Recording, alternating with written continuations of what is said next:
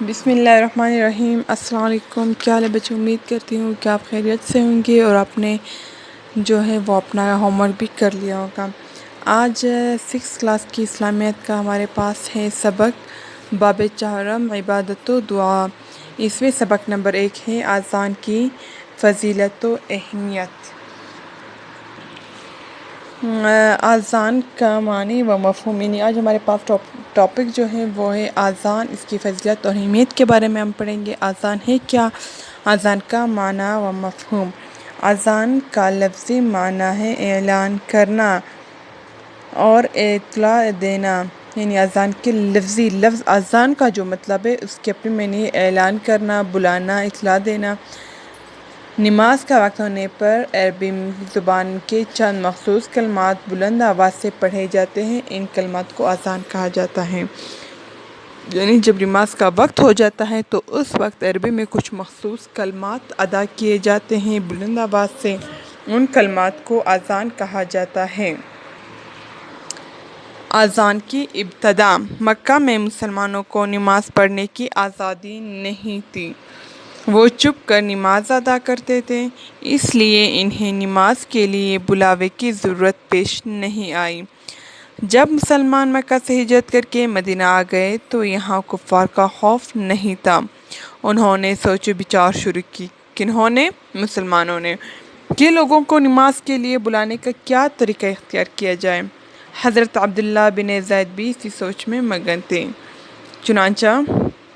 چنانچہ ان کو خواب میں اذان سکھائی گئی۔ وہ صبح نبی اکرم صلی اللہ علیہ وآلہ وسلم کے پاس آئے اور اپنا خواب بیان کرتے ہوئے کہا، میں اپنی نیند اور بیداری کی درمیانی حالت میں تھا کہ ایک شخص آیا اور اس نے مجھے اذان سکھائی۔ حضرت عمر فاروق رضی اللہ تعالی عنہ نے بھی نبی اکرم صلی اللہ علیہ وآلہ وسلم کو بتایا کہ میں نے کیسا خواب میں نے بھی دیکھا ہے۔ آپ صلی اللہ علیہ وآلہ وسلم نے فرمایا، انشاءاللہ یہ خواب حق ہوگا۔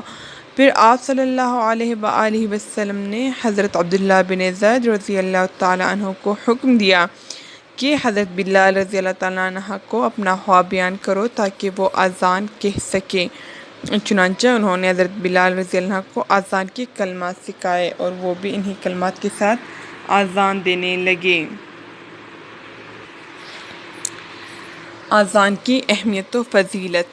اذان اسلام کی ایک اہم عبادت نماز کا اعلان ہے، اس لیے نماز کی طرح اس کی بھی بہت زیادہ اہمیت ہے۔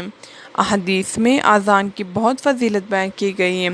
نبی اکرم صلی اللہ علیہ وآلہ وسلم نے فرمایا، جب نماز کے لیے اذان دی جاتی ہے تو شیطان بھاگ کر اتنی دور چلا جاتا ہے جہاں اذان کی آواز نہ پہنچے۔ یعنی اذان کی آواز سن کر شیطان اتنی دور بھاگتا ہے کہ وہاں تک اذان کی آواز جہاں پہ نہیں پہنچتی، اتنا دور وہ شیطان جو ہے وہ چلے جاتے ہیں۔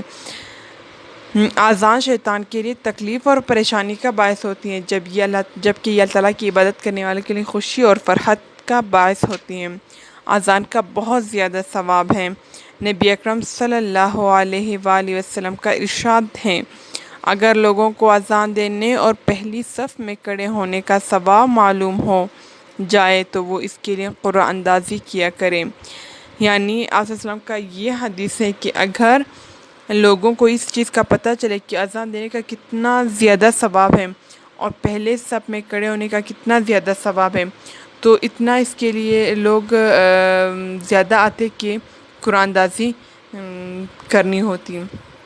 اذان کا طریقہ۔ اذان کا مصنوعی طریقہ یہ ہے کہ مؤذن قبلہ رو کھڑے ہو کر شہادت کی انگلیاں اپنے کانوں میں ڈالے اور اذان کے درج ذیل کلمات بلند آواز سے کہیں۔ وہ کلمات یہ ہیں، جتنے بھی کلمات دیے گئے اذان کے، ہر کلمہ 2 دفعہ اذان میں پڑھا جاتا ہے۔ دیکھتے ہیں اذان کے کلمات، دیکھتے ہیں۔ اللہ اکبر، اللہ اکبر 2 مرتبہ ہم پڑھیں گے۔ اللہ سب سے بڑا ہے، اللہ سب سے بڑا ہے۔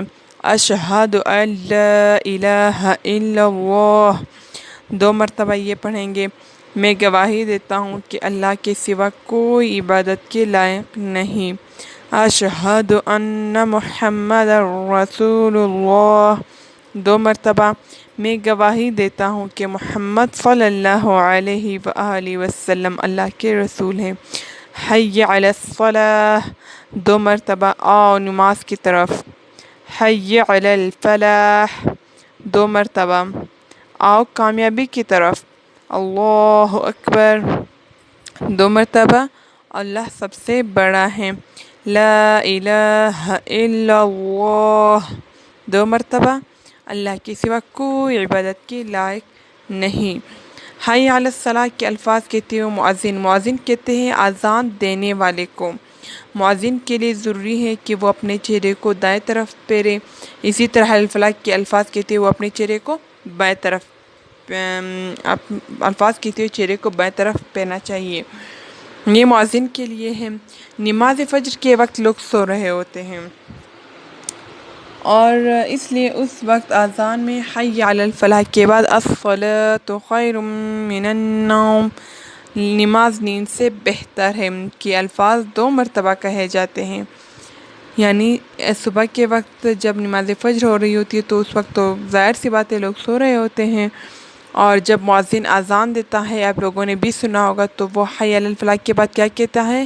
الصلاۃ خیر من النوم۔ اس کے معنی ہے نماز نیند سے بہتر ہے، یہ 2 دفعہ کہا جاتا ہے۔ نبی اکرم صلی اللہ علیہ وآلہ وسلم جب اذان سنتے تو مؤذن کے الفاظ کو ساتھ ساتھ دہراتے جاتے، اور جب مؤذن حی علی الصلاۃ اور حی علی الفلاح کے الفاظ کہتا تو آپ صلی اللہ علیہ وآلہ وسلم اس کے جواب میں لا حول ولا قوۃ الا باللہ کہتے۔ اذان کی آواز سننے والے کے لیے ضروری ہے کہ وہ بھی اسی طریقے کے مطابق اذان کے الفاظ کا جواب دے۔ یعنی ایک تو ہوتا ہے ہمارے ہم کیا کرتے ہیں اذان ہو جانے کے بعد کے بعد کی دعا پڑھتے ہیں، لیکن جب اذان ہو رہی ہوتی تو ساتھ ساتھ ان کلمات کے کلمات کی بھی جواب دینا چاہیے، کیونکہ نبی اکرم صلی اللہ علیہ وآلہ وسلم نے بھی ایسا ہی کیا کہ جب اذان کے کلمات یعنی اللہ اکبر اشہد ان لا الہ الا اللہ اشہد ان محمد رسول اللہ یہ الفاظ کہے جاتے تو آپ صلی اللہ علیہ وسلم بھی ساتھ میں ہی کہتے، لیکن جیسے ہی مؤذن حی علی الصلاۃ اور حی علی الفلاح پہ پہنچتا یہ الفاظ کہتے تو نبی اکرم صلی اللہ علیہ وآلہ وسلم ان الفاظ کے جواب میں کہتے لا حول ولا قوۃ الا باللہ، پھر وہی اللہ اکبر لا الہ الا اللہ۔ تو اس طرح سے اذان کے ساتھ ساتھ میں اذان کے کلمات کی کیا جو ہے ان الفاظ کے جواب دینے چاہیے۔ آگے کیا آپ جانتے ہیں اذان سے کچھ دیر بعد جب نماز کھڑی ہوتی ہے تو مؤذن ذرا دھیمی آواز میں اقامت پڑھتا ہے۔ اقامت میں قد قامت الصلاۃ نماز کھڑی ہو گئی کا اضافہ کیا جاتا ہے۔ قد قامت الصلاۃ کی معنی ہے نماز کھڑی ہو گئی۔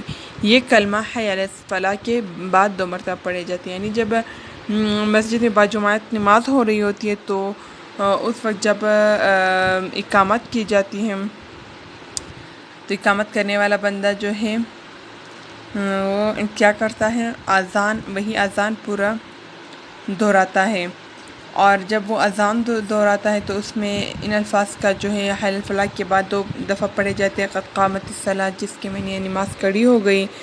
2 مرتبہ ان الفاظ کا جو ہے وہ اضافہ کیا جاتا ہے۔ اذان کے بعد کی دعا، اذان کے بعد درج ذیل دعا پڑھنی چاہیے۔ اللہم رب هذه الدعوة التامة والصلاة القائمة آت محمد الوسيلة والفضيلة وابعثه مقام محمودا الذي وعدته۔ یہ جو ہے اذان کے بعد پڑھی جاتی ہے یہ دعا، اس کا ترجمہ یہ ہے اے اللہ اس دعوت کامل اور قائم ہونے والی نماز کے رب تو محمد صلی اللہ علیہ وآلہ وسلم کو وسیلہ اور فضیلت عطا فرما اور ان کو اس مقام محمود تک پہنچا دے جس کا تو نے ان سے وعدہ کیا۔ نبی اکرم صلی اللہ علیہ وسلم نے فرمایا جس نے اذان سننے کے بعد یہ دعا پڑھی وہ قیامت کے دن میری شفاعت کا حقدار بن جائے گا۔ یعنی وسلم کا یہ فرمان ہے کہ جب اذان کے بعد یہ دعا پڑھی جائے گی تو وہ اس دن وہ آپ وسلم کی شفاعت کا حقدار ہوگا۔ اور اذان کے بعد جو بھی دعا، یہ حدیث شریف میں آیا ہے کہ اذان کے بعد جو بھی دعا کی جائے وہ ضرور قبول ہوتی ہیں۔ مؤذن کے فضائل، مؤذن اذان دینے والے کے فضائل سے کیا فضیلت ہیں؟ قیامت کے دن مؤذن کو بلند مقام و مرتبہ ملے گا۔ اذان دینے کی وجہ سے مؤذن کی مغفرت کر دی جاتی ہے۔ مؤذن کی آواز جس چیز تک بھی پہنچتی ہے وہ قیامت کے دن اس کے حق میں گواہی دے گی۔ جو شخص صرف اللہ تعالیٰ کی رضا کے لیے 40 دن اذان دے گا وہ جنت میں داخل ہوگا۔ تو یہ تھا ہمارا آج کا سبق اذان کے فضیلت کے بارے میں۔ کل ہم انشاءاللہ اس کے جو مشقی سوالات کریں گے، اور جہاں پہ یہ اذان کے بعد کی دعا ہے یہ آپ لوگ ضرور یاد کریں، دعا بھی، اور اس کو ترجمے کے ساتھ، اور ہمیشہ جب بھی اذان ہو اس کے بعد یہ دعا ضرور پڑھ لیا کریں۔ اوکے، جزاک اللہ۔